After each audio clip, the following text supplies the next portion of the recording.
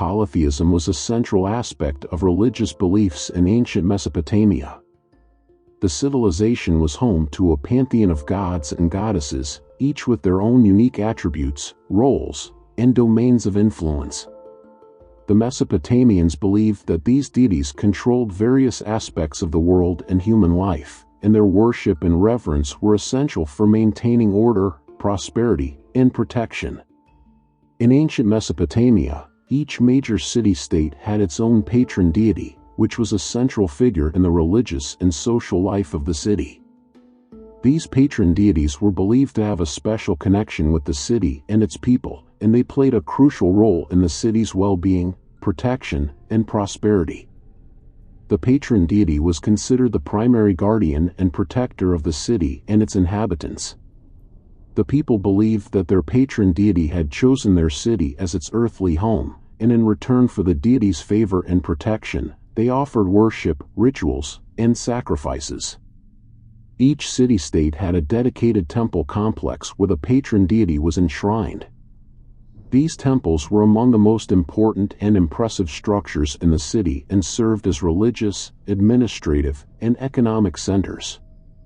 The temple priests, who were among the most influential individuals in the city, conducted daily rituals and ceremonies to honor the deity.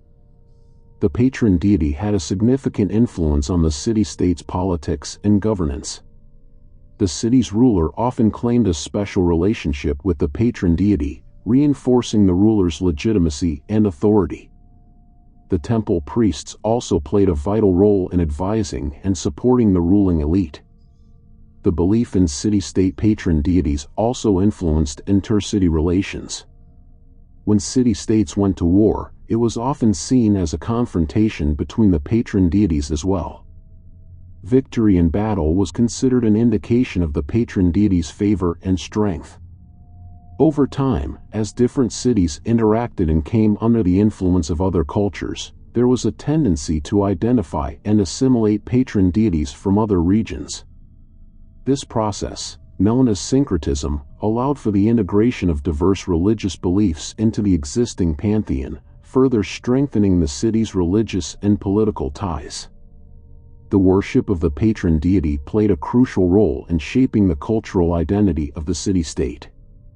People identified themselves as devotees of their city's patron deity, and the religious practices and myths associated with the deity contributed to the city's unique traditions and customs. The hierarchy of gods in ancient Mesopotamia reflected the organization and power dynamics among the deities in the pantheon.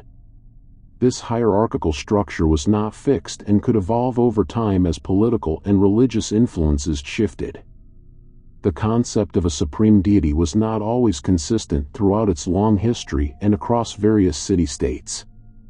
The identity of the supreme deity evolved over time as different cultures and political centers rose to prominence. Here are some key points about the supreme deity in ancient Mesopotamia. The title of the supreme deity was not fixed and could change based on historical developments and the rise of dominant city-states. Initially, the Sumerian city of Nippur and its patron deity Enlil held a prominent position as the head of the pantheon. Enlil was the god of air, storms, and agriculture and was regarded as a wise and powerful deity. During the Babylonian period, the city of Babylon and its patron deity Marduk gained political and religious prominence. As Babylon rose to become the dominant city-state in Mesopotamia, Marduk's status as the supreme god was elevated. This was especially evident during the reign of Hammurabi, who established a new code of laws and presented Marduk as the supreme deity who granted him authority. The concept of the supreme deity in Mesopotamia was influenced by syncretism, which involved the merging of gods from different regions or cultures. As different city-states interacted and conquered one another, the attributes and roles of deities were often merged into a single, more powerful god. This process could contribute to the elevation of certain deities to the status of the supreme deity. The supreme deity was often associated with the creation of the universe and the establishment of divine order. In the Babylonian creation epic Enuma Elish, For example, Marduk played a central role in slaying the primordial goddess Tiamat and using her body to create the heavens and earth. This act solidified his status as the head of the pantheon and the ruler of the gods. The supreme deity was typically associated with symbols and attributes representing their power and authority. Enlil, as the god of storms, was associated with the roaring winds, while Marduk was often depicted holding a thunderbolt and a dragon, signifying his power over chaos. The supreme deity was often portrayed as having a significant position in the divine genealogy, either as the son or descendant of another powerful god. This lineage reinforced their authority within the pantheon. The concept of the supreme deity varied between Sumerian and Babylonian cultures and across different regions of Mesopotamia. Each city-state's local religious traditions and political interests influenced the perception of the supreme deity.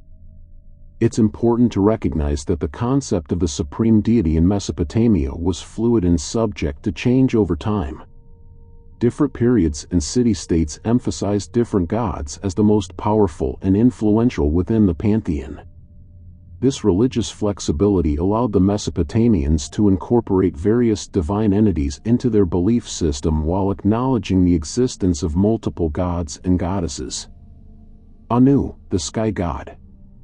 Anu was one of the prominent deities in the Mesopotamian pantheon, often considered the father of the gods. He represented the sky and was associated with divine authority, cosmic order, and heavenly matters.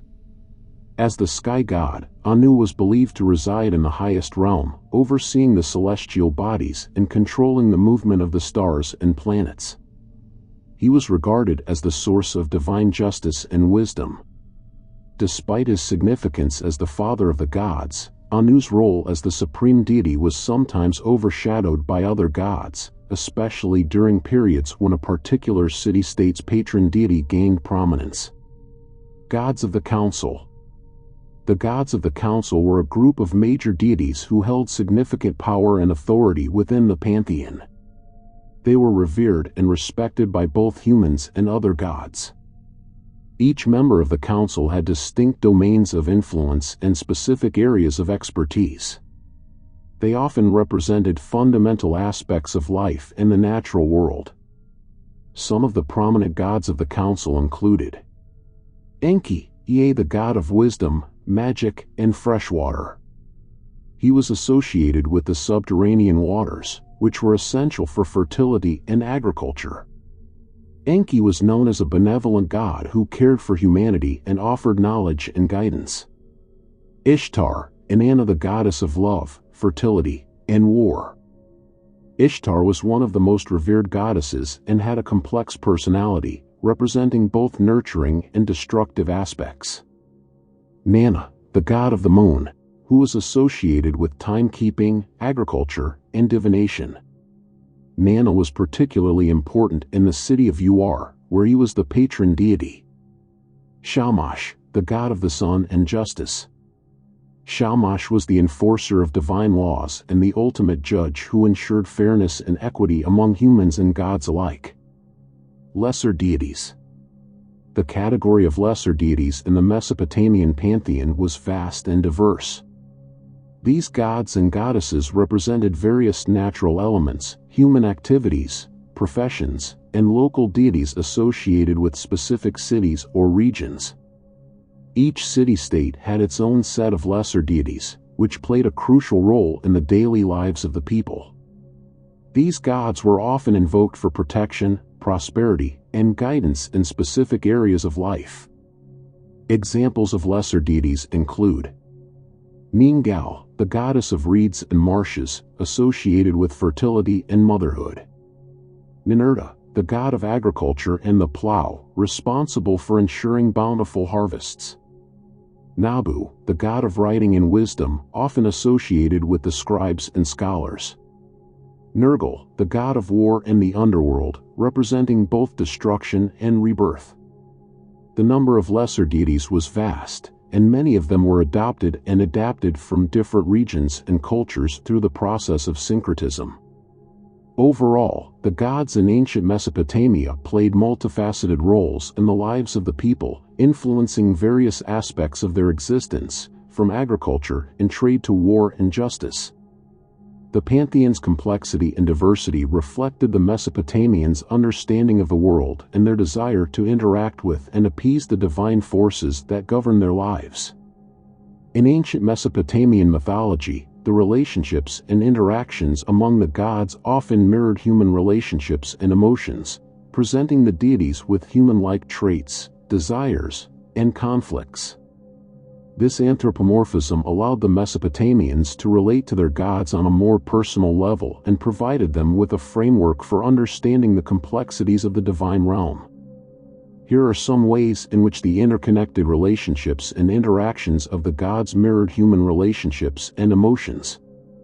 The gods were often depicted as members of an extended family, complete with parent-child, sibling, and even marital relationships.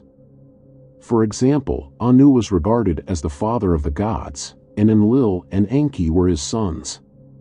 Ishtar was the daughter of Nana, and Shamash and Ishtar were siblings.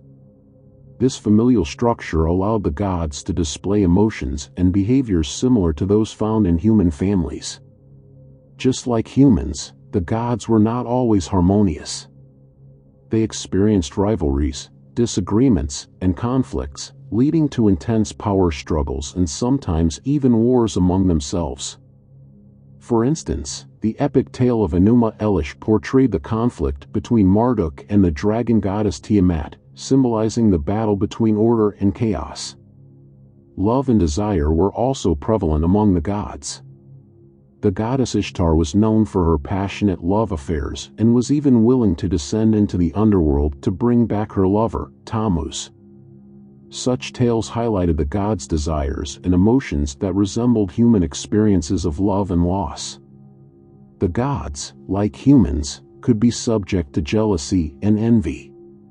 In certain myths, when one god received excessive praise or worship from humans, it could trigger feelings of envy in other gods. This sometimes led to divine retribution or divine intervention in human affairs. The gods could display mercy and forgiveness toward humans, just as humans sought mercy from their gods. In some stories, gods showed compassion by granting forgiveness or sparing individuals from punishment. Some gods were regarded as having favorites among humanity, just as humans might have preferred gods they revered or prayed to more than others. This notion of favoritism could lead to the gods offering their blessings and protection to certain individuals or cities. Just as humans turned to the gods in times of need, the gods in mythology often intervened in human affairs, responding to prayers and offerings. They could reward acts of piety or punish those who defied them.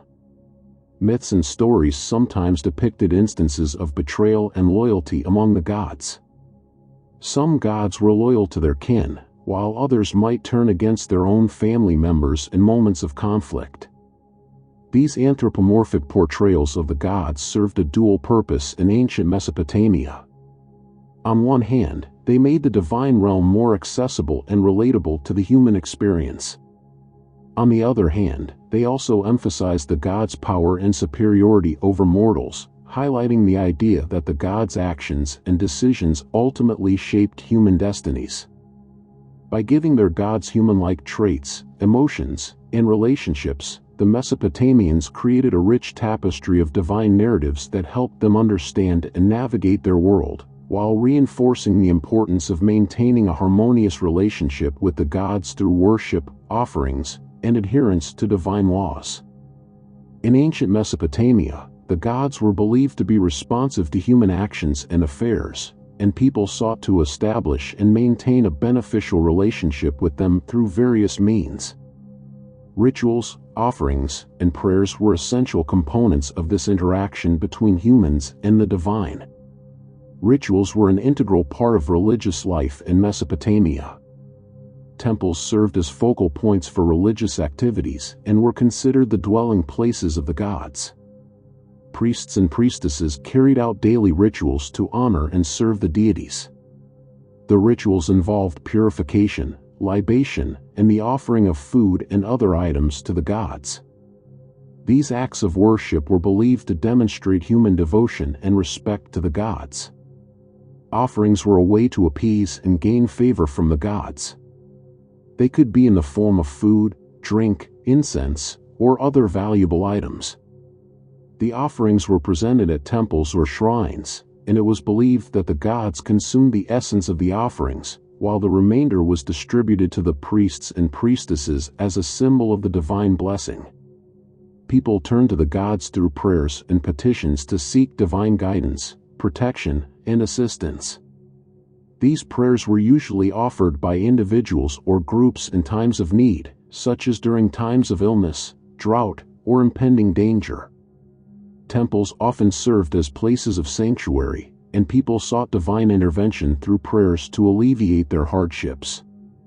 The gods were believed to communicate with humans through various forms of divination and prophecy. Diviners, priests, and priestesses interpreted omens, dreams, and other signs believed to convey the will of the gods. This allowed people to make informed decisions and take appropriate actions based on divine guidance. In some instances, humans and gods entered into covenants or contracts, where humans promised to fulfill certain obligations or offer specific offerings in exchange for the gods' protection, favor, or assistance. These agreements were considered binding, and breaking them could lead to divine wrath. If individuals or communities believed they had offended the gods or committed sins, they would offer penitential prayers and engage in acts of contrition to seek forgiveness and atonement. These rituals were a way to address divine displeasure and restore harmony with the gods. Festivals and celebrations played a significant role in Mesopotamian religious life. They were occasions of communal worship and expressions of gratitude to the gods. Festivals often involved processions, music, dance, and communal feasting. The responsiveness of the gods to human actions and offerings was a central belief in Mesopotamian religion. The people viewed the gods as active participants in their lives, capable of influencing various aspects of human existence, including agriculture, trade, health, and prosperity. By engaging in rituals, offering sacrifices, and praying, the Mesopotamians sought to maintain a harmonious relationship with the gods and secure their divine favor, protection, and blessings. The reciprocal nature of this relationship underscored the idea that the gods could be benevolent and kind to those who showed devotion and reverence while also punishing those who defied or angered them. Polytheism was deeply ingrained in the daily lives of the Mesopotamians. People sought divine guidance and protection in various aspects of life, such as agriculture, trade, childbirth, and warfare. Temples were important centers of religious and social activities, and the priests held considerable influence in society. Syncretism and adaptation, over time, as different regions and civilizations came under Mesopotamian influence, there was a tendency to assimilate and adapt the gods and goddesses of other cultures into the local pantheon. This process, known as syncretism, resulted in the identification of deities from different cultures with one another. The religious beliefs and practices of ancient Mesopotamia heavily shaped their culture, art, and governance. They fostered a sense of community and identity among the people, offering them a framework to understand the world and their place in it. Polytheism remained a dominant religious system in the region until the spread of monotheistic religions, such as Christianity and Islam, during later historical periods.